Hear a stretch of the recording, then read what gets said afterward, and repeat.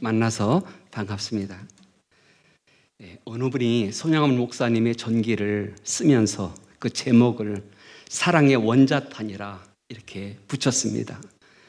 그 손양원 목사님은 그 한 사람을 양자로 삼았습니다. 양자로 삼은 것은 그렇게 큰 일은 아닙니다. 한두 사람이겠습니까? 그런데 손양원 목사님은 자기 아들을 죽인 원수 같은 자를 양자로 삼았습니다. 우리가 6.25 사변촌에 그 여수 순천 반란 사건 때 여수에서 폭동이 일어났습니다. 공산당들에 의해서 그 손양원 목사님의 두 아들 동인, 동신군이 죽임을 당했습니다. 이제 폭동이 평정이 되고 범죄자들이 잡히고 그때 손양원 목사님은 이제 경찰서에 가서 자기 아들을 죽인 원수 같은 자를 용서해 달라고 이제 탄원을 합니다. 용서해 주는 것도 참으로 대단한 일이죠. 큰 사랑입니다. 그런데 그분은 더 나아가서 자기를 죽인 원수 같은 자를 양자로 삼습니다. 그를 볼 때마다 자기의 두 아들이 생각이 나지 않겠습니까? 참으로 피가 거꾸로 솟는 그런 느낌들을 얼마나 많이 받겠습니까? 함께 동거하면서 그와 함께 산다는 것은 대단한 일입니다. 손양원 목사님이 이렇게 큰 사랑을 베풀 수 있었던 원본이 있습니다.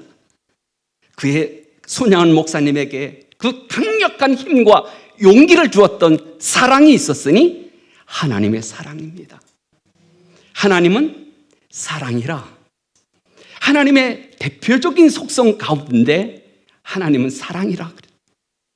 하나님이 사랑이라고 하는 것은 하나님의 본질 자체가 사랑이기 때문에 하나님은 사랑하지 아니하고서는 견딜 수가 없는 분이십니다.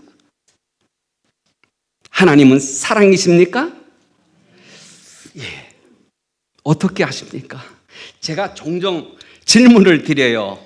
이제 하나님이 사랑이시다라고 하는 것을 어떻게 압니까? 무슨 근거로 확신하십니까? 불교신자 앞에서 설교하는 것 같아요. 여러분들이 겸손해서 다 아시지만은 대답 안 하신 줄 알고 제가 대답해 드리겠습니다. 감사하게도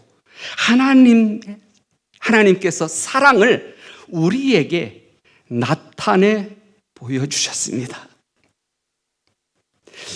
우리 한번 구절 한번 보겠습니다. 제가 질문하는 것의 답은 여러분들이 상상하지 말고 본문에 다 있습니다.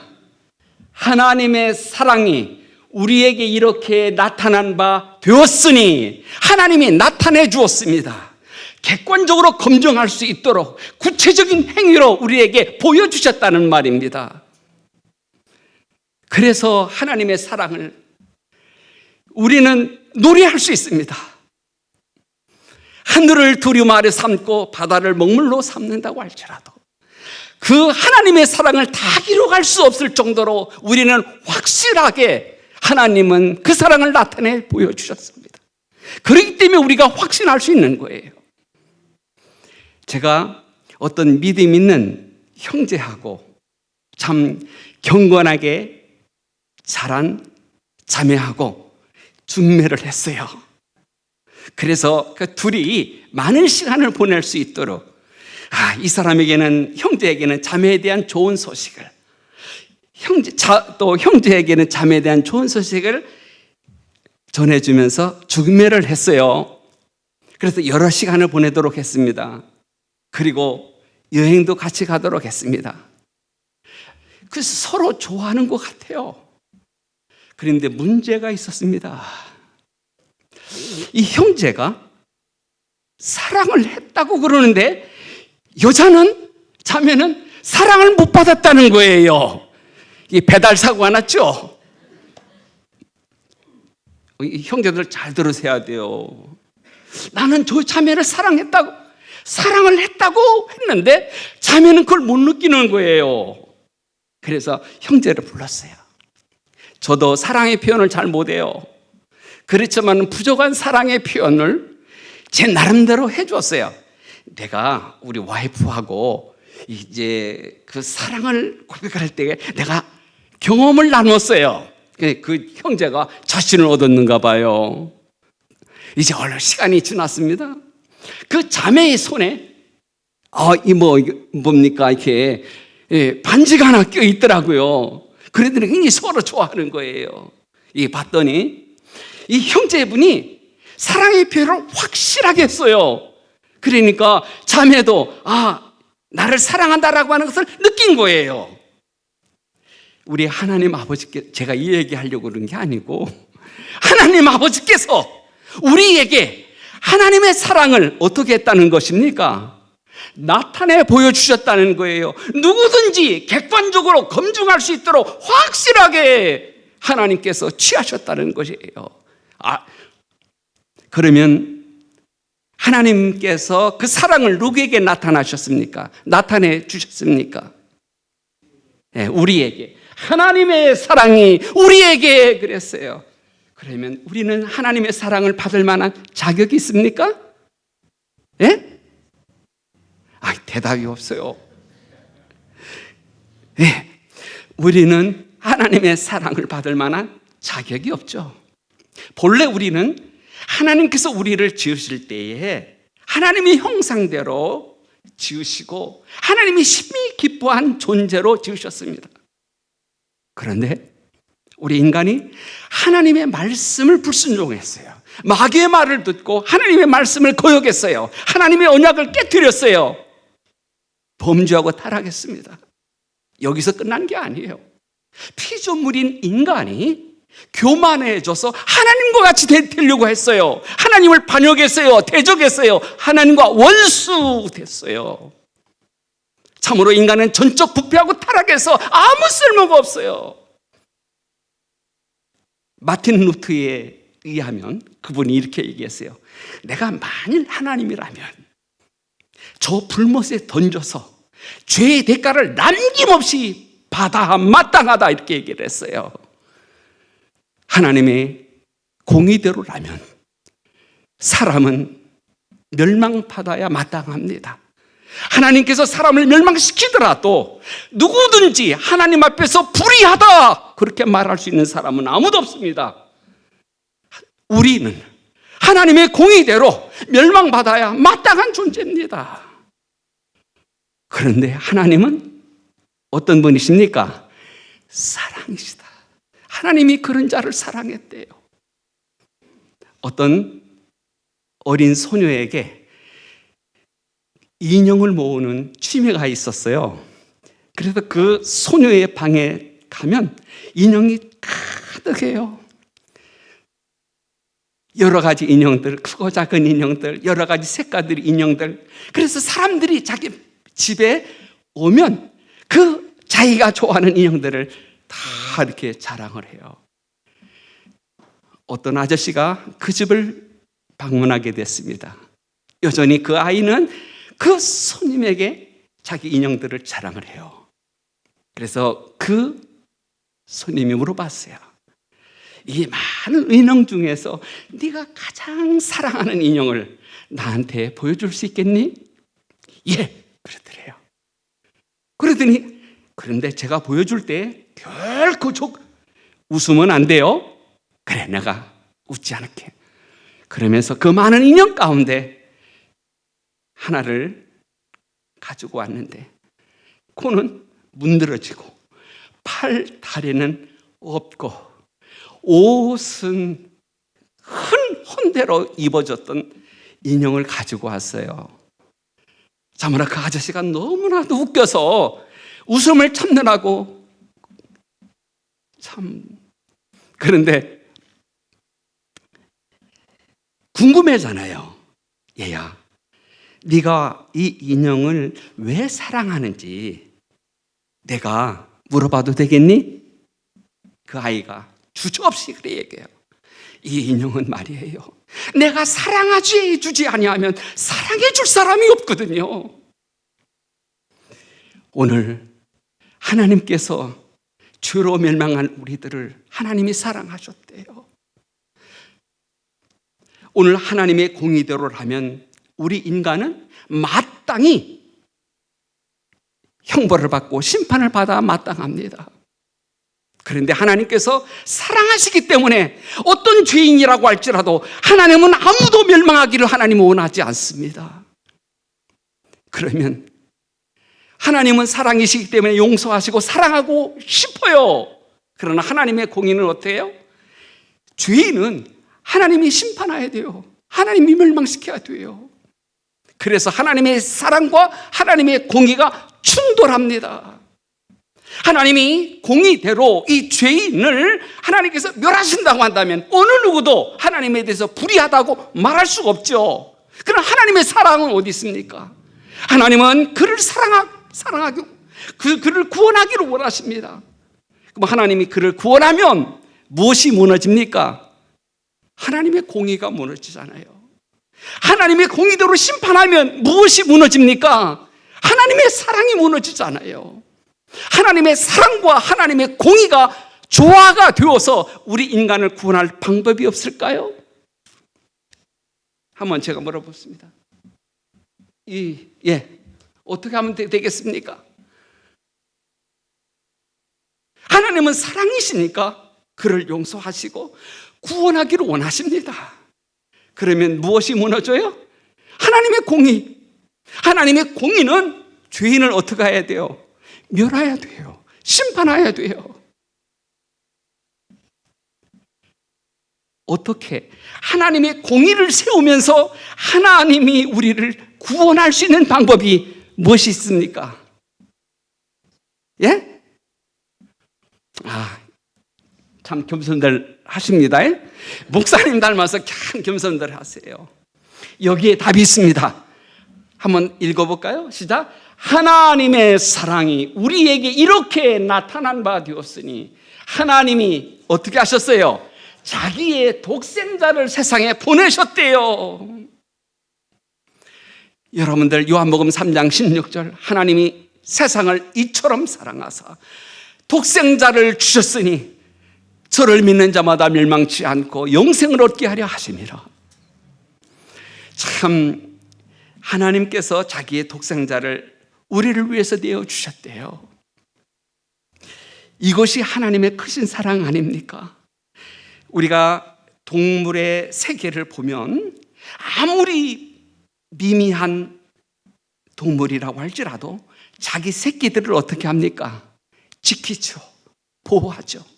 한 번은 제가 유튜브에서 이런 걸 봤어요. 그 닭장에 뱀이 하나 들어왔어요. 그러니까 병아리들이 무서워서 막 엄마 주위로. 그래서 엄마는 뭐냐면 뱀하고 계속해서 날아다니면서 쏘아다니면서 싸웁니다. 이것이 부모의 심정 아닙니까?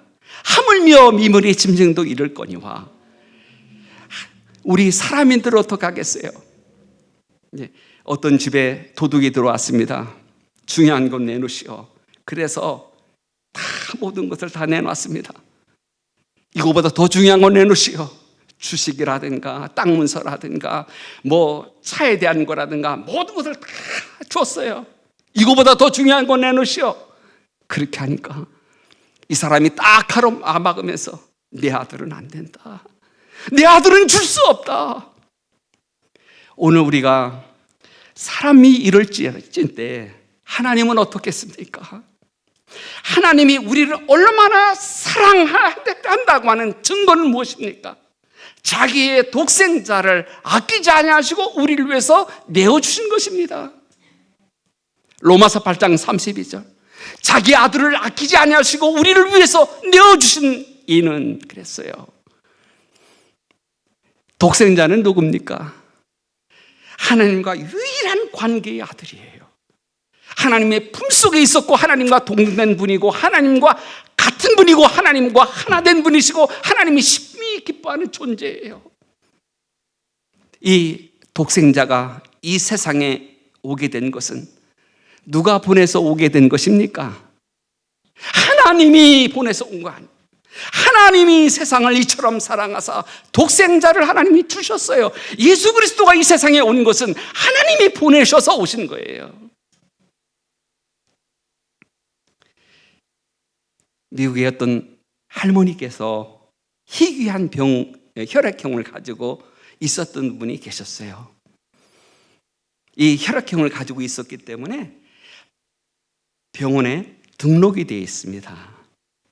이제 하루는 병원에서 연락이 왔어요.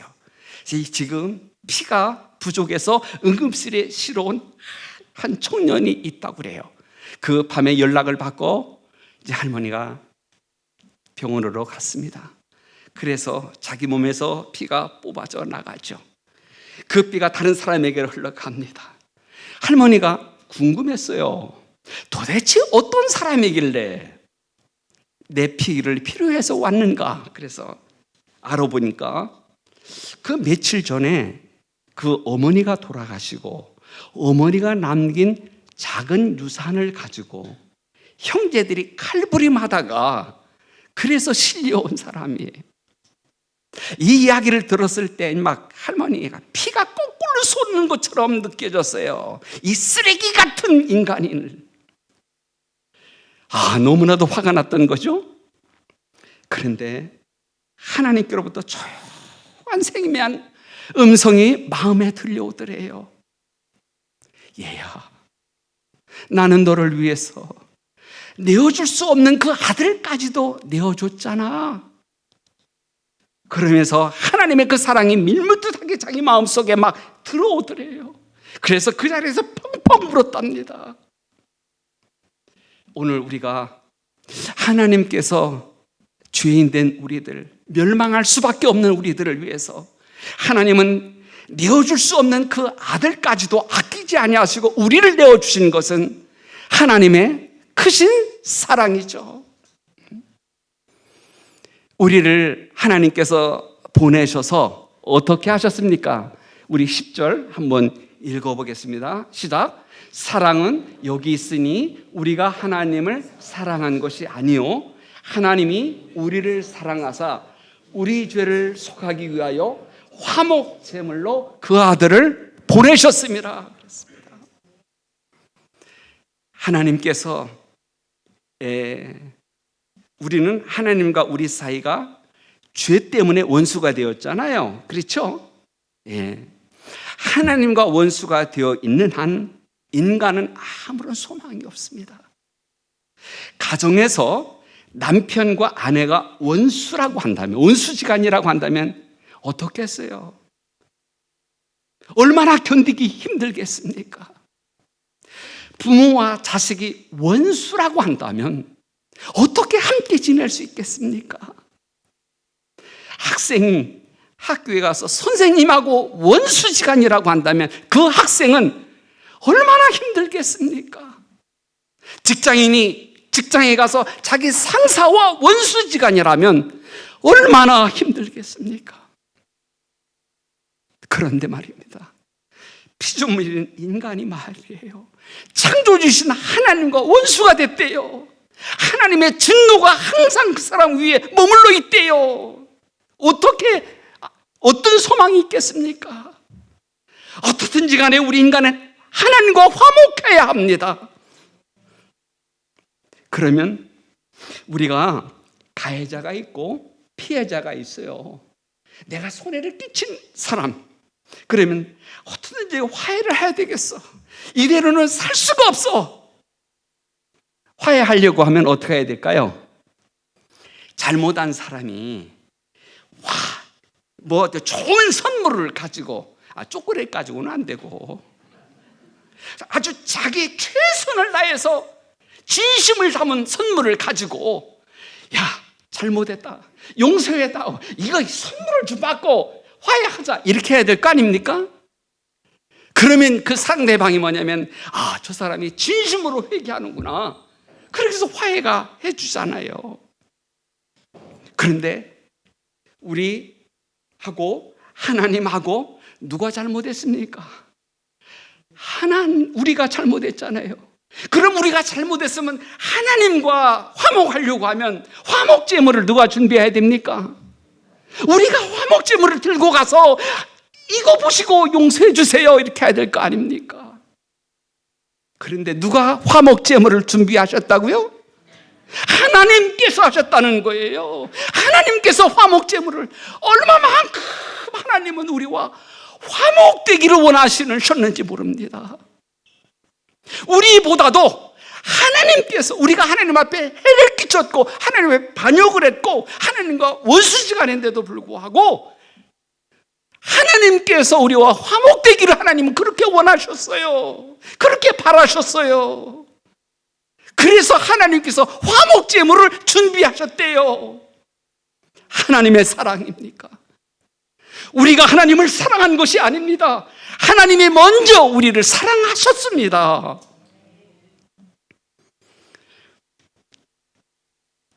여러분들, 이 구약시대 때 보면은 속죄제사, 화목제물은 꼭 양을 가지고 가죠. 내가 주에 속하기 위해서 어떤 양을 가지고 가죠?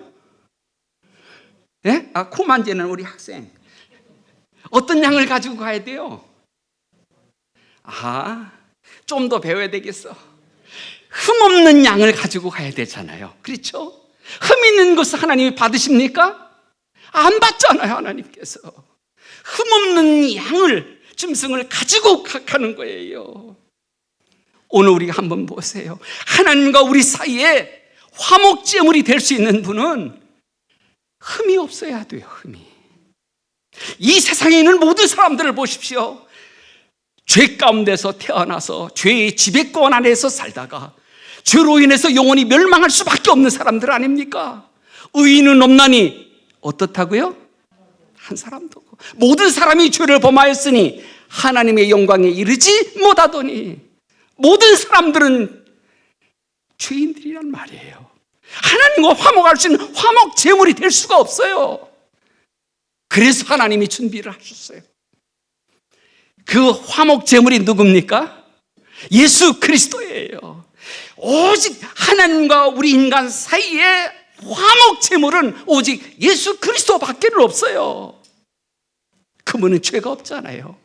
죄를 짓지 않았잖아요. 죄를 알지도 못하시잖아요. 그분은 거룩하신 분이잖아요. 의로운 분이시잖아요. 그러므로 하나님과 우리 사이의 유일한 화목 제물은 누구밖에 없어요?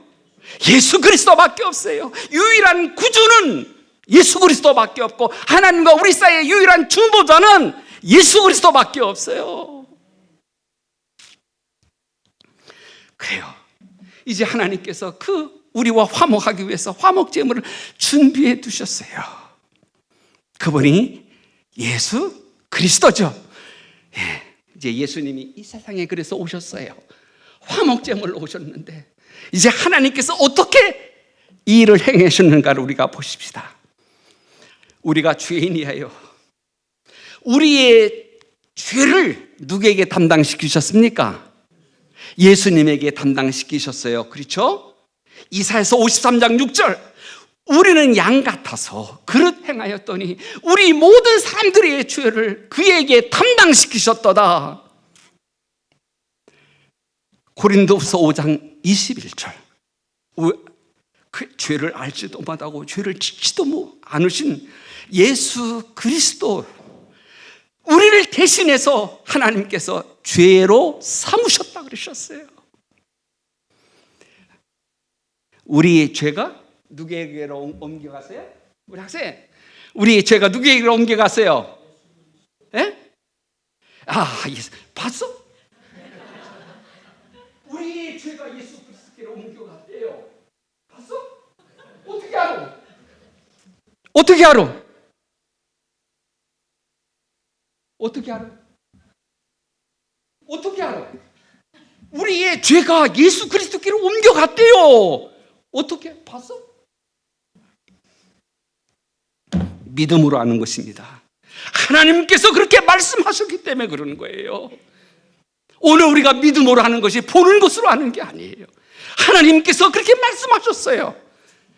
우리의 죄가 이제 화목제물이 예수 그리스도께로 옮겨갔지요. 그렇죠?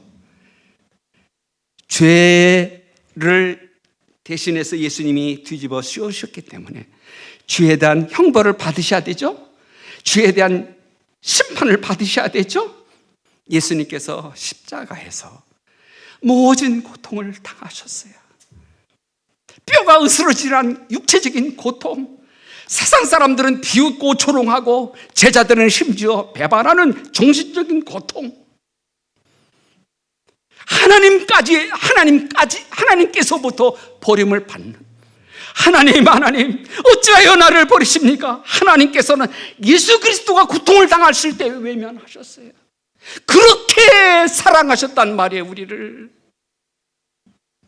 우리 한번 PPT 띄워보세요. 이사야서 53장 10절에 한번 읽어보겠습니다. 시작. 여호와께서 그에게 상함을 받게 하시기를 원하셨어. 질고를 당하게 하셨으니 누가 그랬습니까? 누가 그리스도에게 형벌을 가했습니까? 진노를 쏟아부었습니까? 그 죄에 대한 대가를 쏟아부었습니까? 심판을 하셨습니까? 누가 그렇게 하셨습니까? 빌라도가요? 로마 군병들이요? 아니요. 하나님이 그렇게 하시는 거예요. 하나님이 그렇게 원하셨던 거예요. 여러분들, 예수님께서 십자가 달려서 돌아가시기 전에, 잡히시기 전에 겟세마네 동산에 올라가서 예수님이 아버지는 모든 것을 하실 수 있지 않습니까? 이 산을 내게서 지나가게 해 주십시오. 그러나 나의 원대로 마옵시고 아버지의 원대로 되기를 원합니다. 몇 번 하셨어요? 몇 번 하셨어요? 참 그래요. 예, 잘하셨습니다. 예, 3번 하셨죠? 3번만 했겠습니까? 밤새도록 기도하는데 3번만 했겠습니까? 특별히 하나님 앞에 간구하기를 그렇게 하셨어요. 그런데 하나님이 가만히 보니까 하나님의 뜻이 무엇입니까? 하나님께서 십자가의 고난을 당하는 것이 하나님의 뜻인 줄을 예수님이 깨달으셨어요. 오늘 십자가에서 고난을 받은 것, 그것은 하나님이 정하신 거예요. 하나님이 미리 작정하신 거예요. 그래서 예수 그리스도께서는 그 모든 고난을 십자가에서 다 쏟아부어 받았어요. 그리고 피 흘리고 죽으셨어요. 왜 그렇습니까? 피 흘림 없이는 사함이 없기 때문에. 우리가 로마서 한번 로마서 5장 8절이요? 한번 읽어보십시다. 시작. 우리가 아직 죄인 되었을 때에 그리스도께서 우리를 위하여 죽으심으로 하나님께서 우리에게 대한 자기 사랑을 확증하셨느니라 분명히 보여주셨어요. 우리가 하나님이 사랑이시다라고 하는 것을 피부로 느끼지 못한다고 한다면 십자가를 보면 돼요. 하나님이 얼마나 우리를 사랑하셨는지 그 아들까지도 아끼지 아니하시고 십자가에 내어주셨대요. 그리고 그 아들을, 우리의 죄를 담당케 하시고 담당하신 예수님을 우리를 대신해서 십자가에서 고난을 당하게 하신 분이 하나님이십니다. 이것이 하나님의 사랑이에요. 그러면 하나님께서 이렇게 하신 목적이 무엇입니까? 왜 하나님께서는 그 아들에게 죄를 뒤집어 씌우고 그 아들을 죽이셨습니까? 그 이유가 무엇입니까? 본문. 제 답은 본문에 있습니다. 우리 9절 한번 읽어보겠습니다. 시작. 하나님이 사랑이 우리에게 이렇게 나타난 바 되었으니 하나님이 자기의 독생자를 세상에 보내심은 그로 말미암아 우리를 살리려 하심이라. 우리를 살려주시기 위해서 그런 거예요. 이게 하나님의 사랑 아닙니까? 자기의 독생자 내어줄 수 없는 그 아들까지도 십자가에 내어줘. 영광의 자리가 아니에요. 수치와 부끄러움과 고난과 죽음의 자리에다가 내어주면서까지 우리를 살리려고 하셨던 하나님, 하나님의 사랑이에요.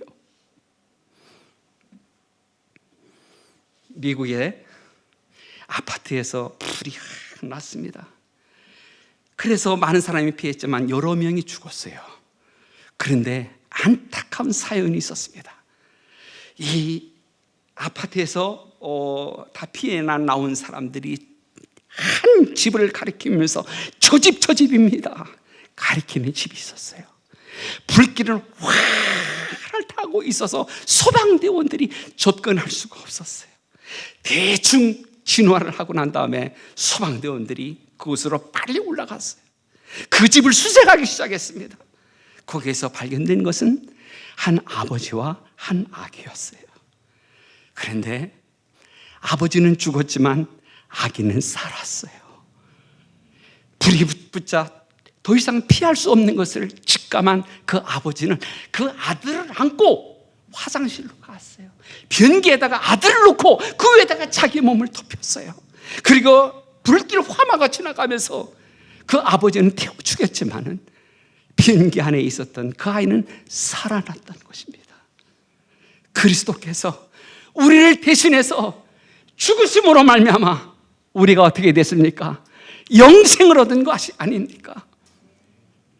그리스도께서 십자가에서 하신 사역을 우리는 꼭 기억했으면 좋겠어요. 예수님께서 우리의 죄를 누구에게 담당시키셨습니까? 하나님께서 예수께 담당시키셨죠. 그렇죠? 그래, 죄값은 사망이잖아요. 그래서 예수님께서 십자가에서 죽으셨어요. 그러면 예수님께서 우리의 죄를 대신 담당하시고 십자가에 죽으셨기 때문에 우리는 죄가 있습니까? 없습니까? 죄가 있습니까? 없습니까? 죄가 없지요? 네. 어제 목사님이 저를 식당에 초대를 했어요. 그래서 맛있게 음식을 먹었어요. 거기 3사람이고 여기 3사람이니까 6명이 먹었잖아요. 그래요? 맞아요? 7사람이에요? 6사람이에요? 아니, 먹었어요. 그러고 난 다음에 재미난 얘기도 하고, 그 다음에 이제 제가 어떻게 했겠어요? 유유히 나갔어요. 근데 주인이 안 잡아요. 주인이 나를 잡고 밥값을 먹은 것을 치러야 되지 않겠습니까? 당신 고소하겠소. 그렇게 하지를 않았더라고요. 왜 그렇습니까? 그 이유가 무엇입니까? 예? 나만 그런 게 아니에요. 우리 집사람도 그렇고 옆에 있는 사람들 다 그래요. 그냥 가면서 어떻게 하냐면 그 사람 주인이 그러더라고요. 안녕히 가십시오. 또 오십시오. 밥값을 지불하지 않았어요. 나를 붙잡지 않았어요. 왜 그래요? 누군가가 우리를 위해서 한 사람이 값을 지불한 사람이 있잖아요. 그렇죠?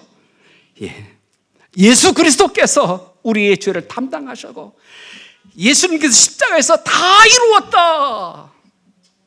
Paid in full. 다 청산했다는 거예요. 지불했다는 거예요. 그러니까 우리에게는 죄가 있습니까? 없습니까? 죄가 없지요. 죄 사함 받았습니다. 그렇기 때문에 하나님과 우리 사이에 죄 때문에 하나님과 원수가 되었는데 죄가 없어졌으니 하나님과 우리가 어떻게 돼요? 화목하게 됐다 이 말이에요. 뿐만이 아닙니다. 예수 그리스도께서 십자가에 죽으셨어요. 죽으신 이유가 무엇입니까? 왜 죽으셨어요? 우리의 죄 때문에. 그렇죠?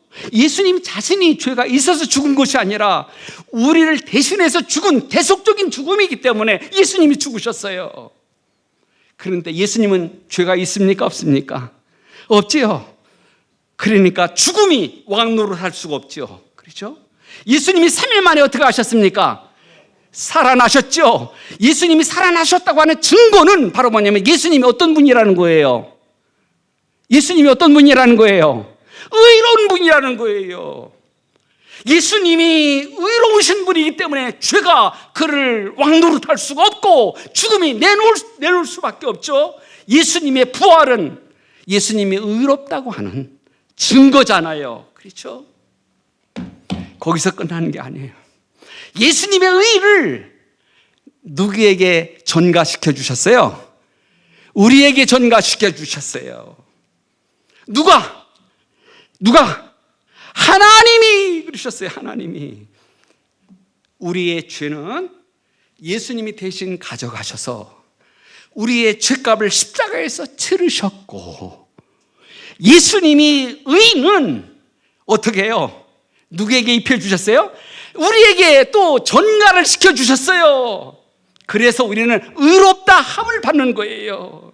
우리가 행해서 의로워진 게 아니고 예수님의 의를 힘입어서 누가 옮겨주신 거예요? 하나님이.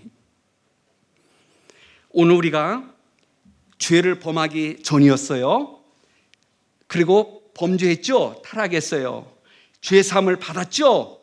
이건 뭐 셈이야, 셈.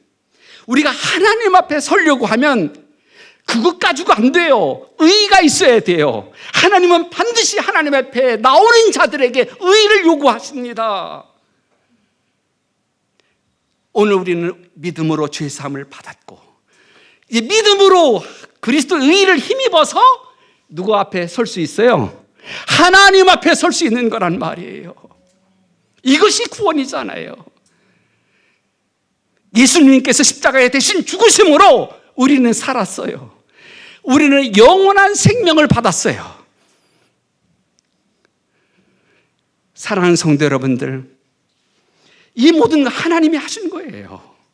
우리는 이제 뭐 이렇게 그 고난 주간이 되면은 보통 예수 그리스도의 고난만 생각을 해요.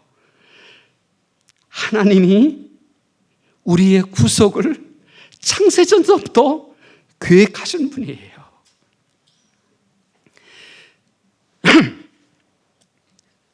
오늘 사랑하는 성도 여러분들, 우리는 허물과 죄로 죽었던 자들이에요. 하나님의 말씀을 불순종하고 대적한 하나님의 원수들이에요. 하나님이 어떻게 해서 이런 자들을 하나님이 용납하셨습니까? 무엇 때문에 하나님이 이런 자들을 용납하실 수 있었습니까? 죄로 멸망할 우리 인생들을, 그 죄를 예수 그리스도에게 전가시켜서 예수 그리스도에게서 고난과 죽음을 당하게 하신 이유가 무엇입니까? 무엇 때문에 그렇게 하셨습니까? 하나님의 사랑 때문입니다. 하나님께서 이렇게 아낌없이 우리에게 사랑을 베풀어 주셨기 때문에, 하나님은 우리를 사랑하시기 때문에 하나님은 어떤 것도 하나님은 아까워하지 않았습니다. 심지어 자기의 독생자까지도 값비싼 희생의 대가를 치르면서 우리를 살리신 것이에요. 오늘 이제 여러분들 이 모임 가운데 아직도 예수 그리스도를 믿지 아니하신 분들이 혹시 있다고 한다면, 하나님께서 우리를 구원하시려고 어떠한 사랑을 우리에게 나타내셨는지 확증해 주셨는지 우리가 알고 우리의 구주이신 예수 그리스도를 영접할 수 있기를 바랍니다. 만약에 말입니다, 아직까지도 내가 믿지 않는다고 한다면 그 사람을 구원하려고 하나님께서 더 큰 사랑은 없는 것입니다. 독생자까지도 아끼지 아니하시고 우리를 위해서 내어주신 그 하나님의 사랑, 오늘 우리가 영접할 수 있기를 바랍니다. 뿐만 아니라 오늘 우리들이 예수 그리스도를 믿고 이제 구원받은 성도라고 한다면 오늘 우리는 어떻게 살아야 되겠습니까? 때때로 마귀는 우리가 어려운 일을 당할 때에 이렇게 속삭입니다. 하나님 널 사랑하지 않아. 네가 하나님이 사랑한다고 한다면 네가 어떻게 이런 어려운 일을 당할 수 있어? 어떻게 네가 고난을 당할 수 있어? 하나님은 너에게 무관심한 거야. 그럴 때마다 오늘 우리가 확실하게 붙잡을 수 있는 것은 로마서 5장 8절에 있는 말씀입니다. 하나님의 사랑이 나타나셨잖아요. 십자가에서 그 아들을 주기까지 우리를 사랑하셨다는 사실을, 그러면서 사탄아, 하나님께서 나를 사랑하셔. 십자가를 바라봐. 십자가는 나를 하나님이 사랑하신 증거야. 나는 이 하나님의 사랑을 확신해. 사랑하는 성도 여러분들, 그래서 늘 우리가 때때로 어려울 때마다 하나님의 사랑이 의심이 들 때에 우리는 무엇을 바라보라고요? 십자가를 바라보라. 십자가를 바라보면 하나님께서 우리를 사랑하신 확실한 증거를 우리가 볼 수 있습니다. 이제 더 이상 사탄은 십자가 앞에서 패배할 수 없는 것은, 오늘 우리들이 사탄이 이렇게 속삭일 수도 있지 않겠습니까? 너는 죄를 지었어. 너는 멸망을 당해야 돼. 어떻게 네가 용서받을 수 있겠냐?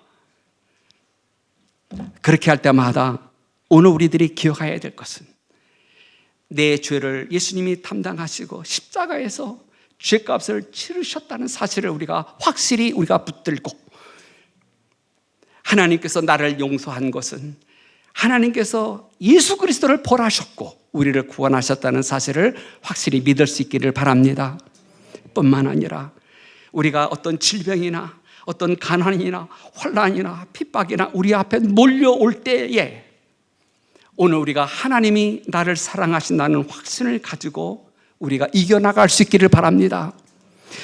우리 통계학적으로요, 사랑을 받은 사람은 그 어떤 일을 하더라도 아주 담대하더래요. 사랑을 받지 못하고 자란 사람은 모든 면에 부정적이고 그 다음에 소극적이고 그러더래요. 오늘 우리가 하나님께서 나를 사랑하신다는 그 사랑을 우리가 확신할 때에 어떤 것도 두렵지 않습니다. 만왕의 왕이시여, 만주의 주시여, 세상을 창조하신 분이요, 이분께서 나를 사랑하신다고 하는 그 사실은 우리로 하여금 어떤 것이 우리 앞에 대적해 온다고 할지라도 우리가 확실하게 넉넉하게 승리할 수 있도록 도우십니다. 뿐만 아니라 그 하나님께서는 아무리 악한 것이 나를 대적한다고 할지라도 악한 것을 변해서 선하게 바꾸실 수 있는 능력 있는 분이십니다. 하나님께서 나를 사랑하시기 때문에 그와 같이 버려두지 아니하십니다. 하나님이 나와 함께 하십니다. 나를 얼마나 사랑하시는지. 또 하나님께서 나를 사랑하신다고 하는 확신이 있을 때는 우리가 기도할 때에 확실한 기도의 응답을 확신할 수 있습니다. 사랑하는 성도 여러분들, 로마서 8장 32절에 자기 아들을 아끼지 아니하시고 우리를 내어주신 네가 아들과 함께 모든 것을 우리에게 은사로 주시지 않겠느냐 그랬어요. 하나님께서 아들까지도 우리에게 주셨는데 무엇을 아끼겠느냐는 얘기예요. 여러분들 한평생 동안 리타이어 할 때까지 어떤 사장을 도왔었던, 운전해 주었던 기사가 이제 사장이 은퇴하면서 사장이 너무 고마워서 아주 최신형 값비싼 차를 선물을 해줬어요. 아무개 1, 2 와봐. 그동안 나를 위해서 수고해줬어. 이걸 당신에게 준 선물이야 하고 키하고 자동차를 주었어요. 그렇다고 한다면 이 운전사가 사장님, 이 차를 내가 몰고 갈 수 있도록 좀 기름 좀 넣어줄 수 있겠습니까? 부탁을 한다면 어떻게 하겠어요? 들어줘요? 안 들어주겠어요? 차를 주신 분이 말이에요, 차를 끌고 갈 수 있도록 기름을 안 넣어주겠습니까? 마찬가지, 하나님께서는 그 아들을, 독생자를 아끼지 아니하시고 우리를 내어주셨다고 한다면 우리를 위해서 무엇을 아끼겠느냐 이 말이에요. 이 사실을 우리가 알 때에, 기도할 때에 기도의 확신을 가지고 하나님 앞에 나갈 수 있는 거죠. 뿐만 아니라 자기의 독생자를 우리에게 주실 때가 언제였습니까? 죄인 되었을 때예요. 원수 되었을 때도 하나님이 이렇게 하셨거든. 지금은 언제입니까? 나는 하나님의 자녀가 되지 않았습니까? 하나님의 자녀가 하나님의 은혜와 긍휼의 때를 얻기 위해서 하나님 앞에 나아갈 때 담대히 우리가 하나님 앞에 구할 수 있는 것이잖아요. 사랑하는 성도 여러분들, 오늘 우리들이 이 세상에서 살아갈 때에 혹시 하나님의 사랑을 확신하면서 날마다 살아갈 수 있는 성도들이 될 수 있기를 바랍니다.